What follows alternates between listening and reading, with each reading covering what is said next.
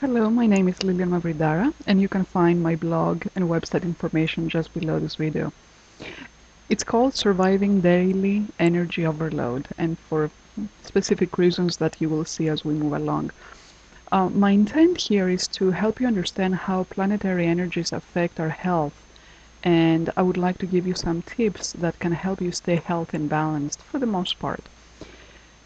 This short video is inspired by the current planetary influences of the lunar and solar eclipses, namely that started around June 26th and they will go until July 11th. We are in the middle of this 2-week cycle.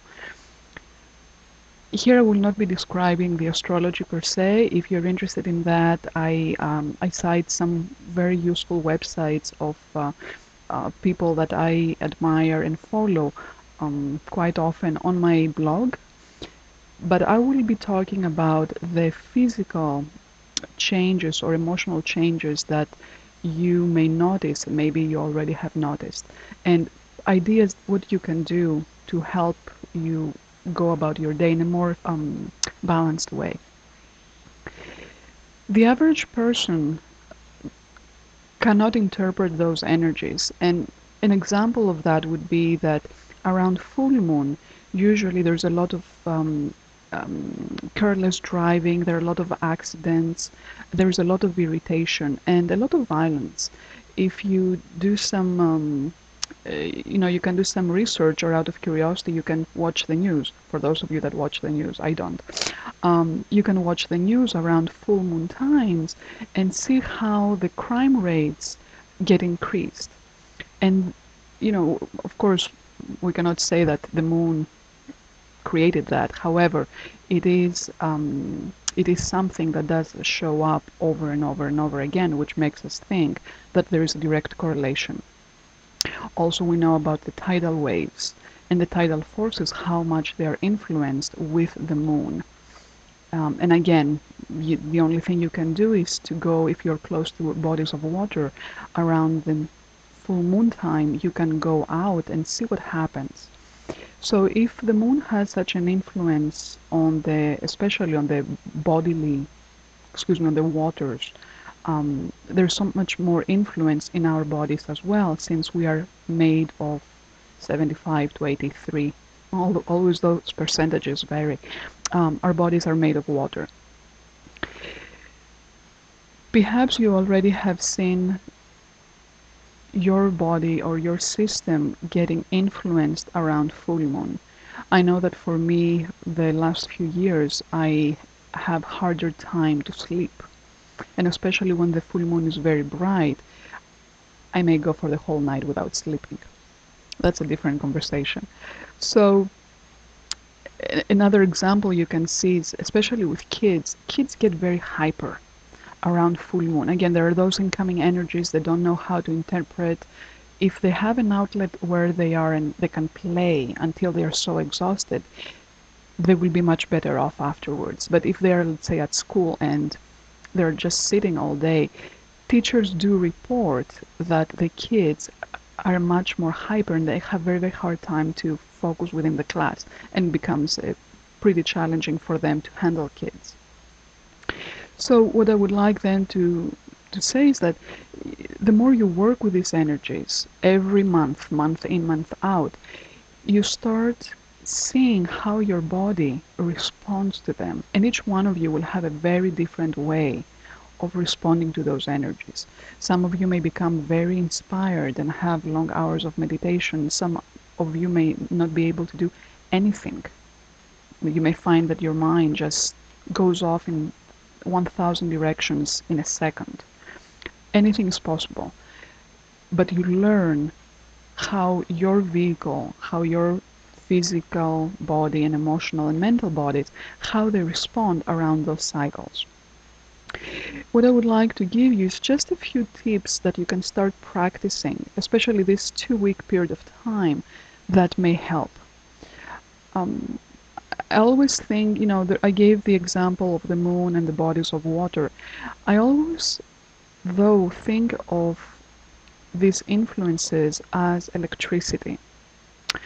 And our physical bodies are made of an electrical system, which is the nervous system. And therefore, think of having a whole central electrical system where the circuits get blown off. And what you want to do in order to repair this is you want to unplug it. That's the closest I can give you as an example. So what you want to do, therefore, especially if you feel your nervous system very, very hyper and very sensitive, is to try and unplug. How you do that? First of all is by resting. Sleep is different from resting. Your nervous system, in order to balance itself, it needs at least 10 minutes of rest.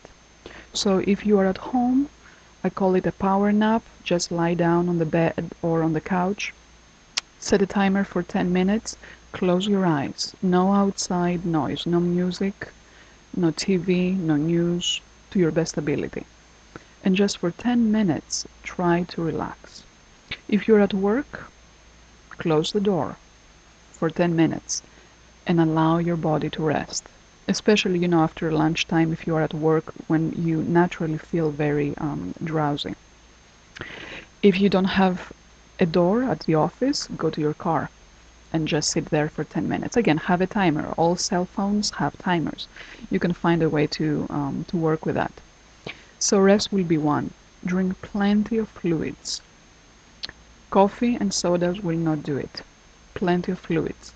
And if you like juices, make sure that they don't have sugar and make sure that they are easily digestible. Usually clearer juices are more easily absorbed by our bodies.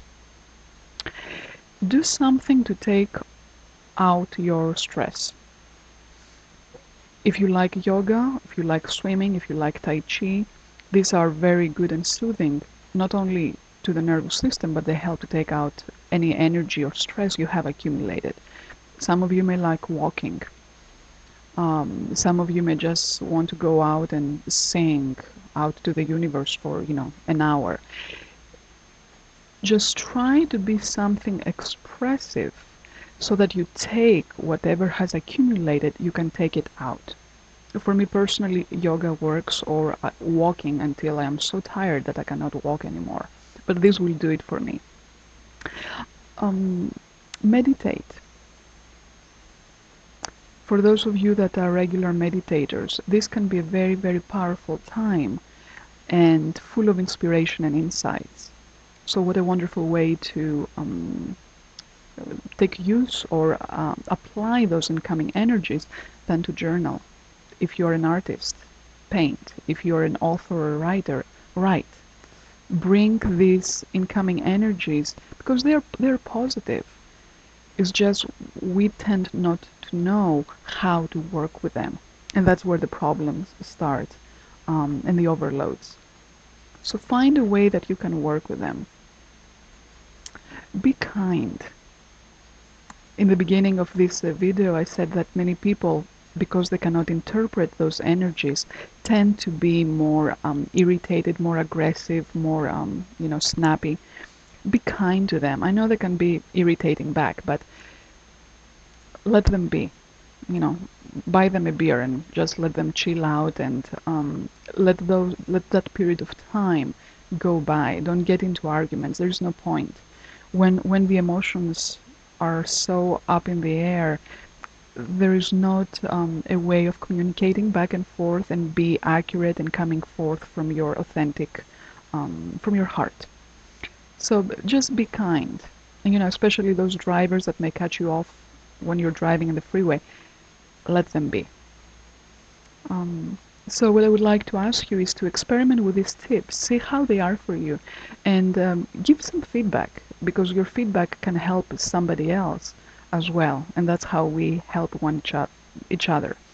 So feel free to leave your information or your feedback below this video, or go to my blog and just post what you have noticed, or anything that you think would be beneficial for others. Thank you so much. Again, it's Lilian Mavridara with Holistic Integration. Thank you.